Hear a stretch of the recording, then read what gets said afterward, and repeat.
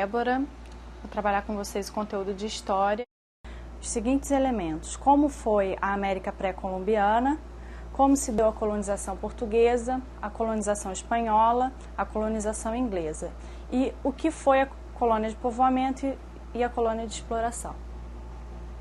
A colonização da América tem alguns precedentes que são importantes a gente relembrar. Bom, a Revolução Comercial, ela acarreta no aumento da concorrência, ou seja, as nações acabam disputando o mercado com o Oriente e diminuem a margem de lucro dessas especiarias, desses produtos que eram comercializados com o Oriente. Então, as nações responsáveis pelo descobrimento, Portugal e Espanha, tendo em vista essa crise do mercado Ocidente-Oriente, trataram de consolidar a ocupação e a criação de colônias como alternativa ao cenário desfavorável no Oriente. Bom, então a gente vai tentar estudar alguns elementos importantes da América pré-colombiana, que era a América que foi encontrada pelos europeus. Na América já existiam diferentes povos que se constituíram provavelmente por ondas migratórias de povos vindos da Ásia. Não se sabe o período e como de fato essa migração aconteceu, mas esses povos provavelmente vieram da Ásia. E eles se dividiam entre caçadores e coletores e sociedades agrárias. Bom, os caçadores e coletores, eles eram organizados basicamente em função da sua subsistência. Então, algumas fontes de subsistência: a caça, a pesca, a coleta de frutos e raízes. Eles não tinham uma prática organizada e racional da produção alimentícia, ou seja, eles não plantavam nenhum tipo de alimento especificamente. Eles eram nômades, sociedades, ou seja, sociedades que mudam de lugar conforme o clima, as mudanças de estação ou devido à oferta de alimentos mesmo.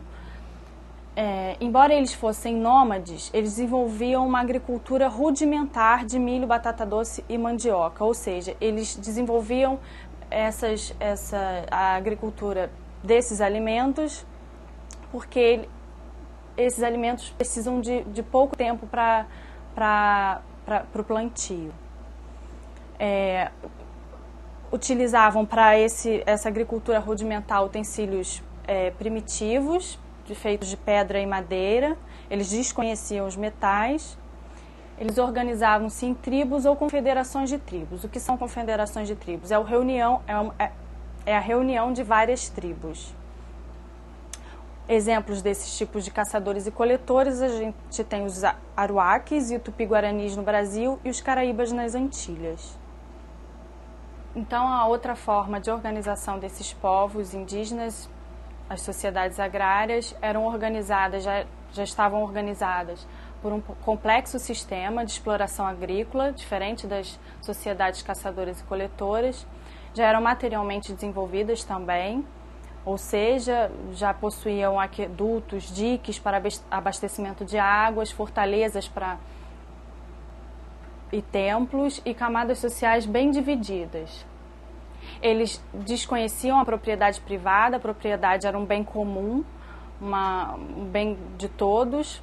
O Estado ele controlava a produção agrícola e também as obras coletivas, visando sempre o bem comum. Por serem mais desenvolvidas, elas dominavam comunidades vizinhas, exigindo tributos e serviços. Comunidades vizinhas essas que não tinham o grau de desenvolvimento das sociedades agrárias. Estes serviços, eles transformaram-se em trabalho obrigatório, que foi a chamada mita, que foi utilizada depois pelos espanhóis, foi aproveitada pelos espanhóis. Eles conheciam algumas técnicas agrícolas, como a irrigação, e trabalhavam com o ferro, ou seja, já conheciam os metais, já trabalhavam com armas, ferramentas e utensílios para a agricultura. Utilizavam também o ouro e a prata, utilizando esses elementos para fazer joias, objetos de arte, o que foi muito explorado também pelos espanhóis. Alguns exemplos dessas sociedades agrárias: os maias, astecas e incas.